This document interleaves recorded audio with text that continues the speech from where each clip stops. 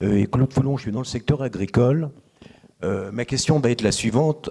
Finalement, le secteur agroalimentaire, c'est un secteur stratégique, n'en déplaise à certains. Comme notre militaire fait une proposition, je voudrais savoir si on ne pourrait pas avoir un mouvement coopératif, si vous voulez, parce que les coûts pour la cybersécurité, c'est énorme pour des petites entreprises. Alors je voudrais voir si on peut se grouper et être bien protégé. Voilà, c'est la question que je me pose. Style coopératif, quoi. Qui veut s'attaquer à la... Je peux dire deux mots. On essaye de promouvoir une approche sectorielle. Parce que c'est vrai que vu de très très haut, tout le monde a les mêmes besoins, mais c'est vrai que quand on raffine après, en termes de solutions, de produits, de services, ça mérite d'être adapté. Il y a des secteurs qui sont naturellement organisés et qui font ça de longue date, parce qu'ils ont une maturité en termes de sécurité, face au fait de se faire attaquer. Je reprends toujours le même exemple que d'habitude, mais typiquement le secteur financier, les banques, depuis qu'elles existent, elles se font attaquer. Donc là, maintenant, c'est par des moyens numériques. Avant, c'était par des gangsters ou des bandits grand chemin. Mais fondamentalement, c'est juste une évolution technologique des méthodes d'attaque. Dans d'autres secteurs, vous mentionnez le secteur agricole, c'est vrai que cette approche de la sécurité, elle est peut-être un peu plus surprenante. Alors, il y a plein d'autres notions de sécurité, sanitaire et ainsi de suite, mais le fait que des gens puissent s'en prendre à votre activité, puissent chercher à vous empêcher de produire, à vous empêcher de travailler, et que ces gens-là puissent potentiellement être à l'autre bout du monde, ça je pense quand même que culturellement, ça doit quand même être un peu perturbant. Et il faut évidemment, idéalement, collectivement, définir des structures de réponse. Et là, je vous renvoie fondamentalement la balle.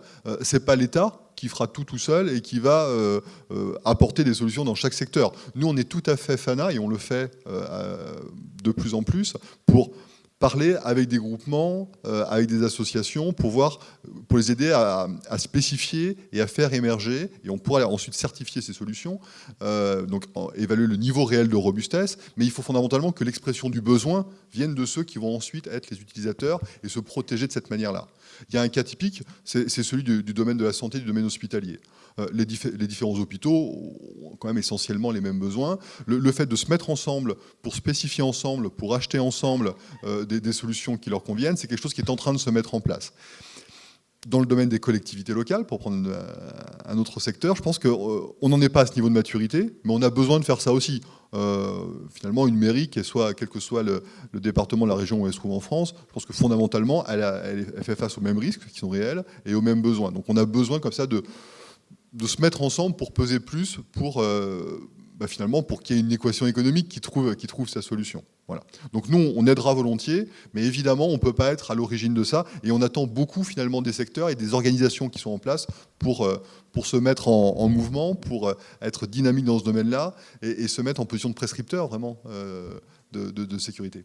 Oui, mais je voudrais approfondir un peu la question. Mettons, si on a une coopérative qui est autonome, qui est responsable au prestataire de service? Je voudrais savoir au niveau de la responsabilité. La responsabilité...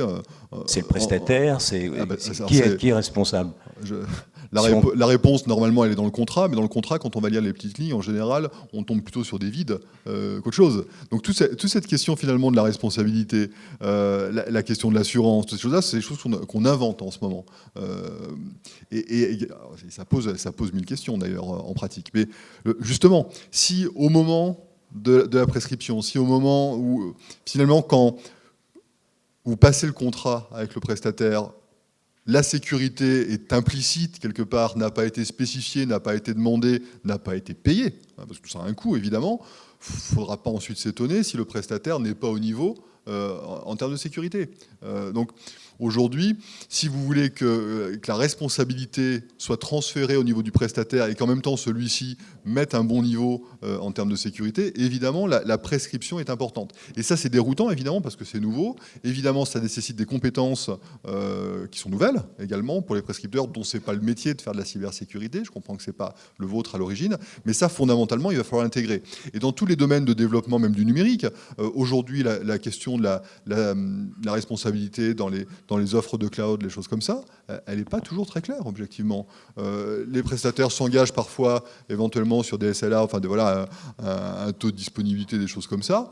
Mais le jour où il y a vraiment un drame, où est la responsabilité, c'est compliqué. Sur les contrats d'assurance, c'est la même chose, finalement.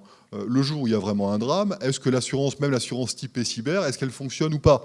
On a un cas très intéressant en ce moment aux États-Unis, où, suite à ce qui s'est passé en 2017, avec des victimes dans le monde entier, mais un épicentre en Ukraine, eh bien, de mémoire Mondelez, aux États-Unis, dit moi j'ai une assurance cyber, je veux que ça joue parce que j'ai eu des préjudices importants liés à cette attaque. Et son assureur lui répond oui, mais c'est un acte de guerre pour nous, donc ce n'est pas couvert par l'assurance. Donc voilà, tout ça, dans les cas les plus extrêmes et qui vont se produire, nécessite d'être pensé. Mais de fait, je reviens vraiment à la base, un petit peu comme on l'a fait de manière pionnière dans le domaine militaire, dans ce lien entre l'État acheteur, l'État prescripteur et l'offre industrielle, de voir finalement d'intégrer dans les contrats ces questions de sécurité numérique. Et c'est pas simple, objectivement, c'est pas simple. Et ça, fondamentalement, il va falloir le faire dans tous les secteurs et pas forcément se reposer sur les clauses types qui aujourd'hui ne sont pas toujours adaptées.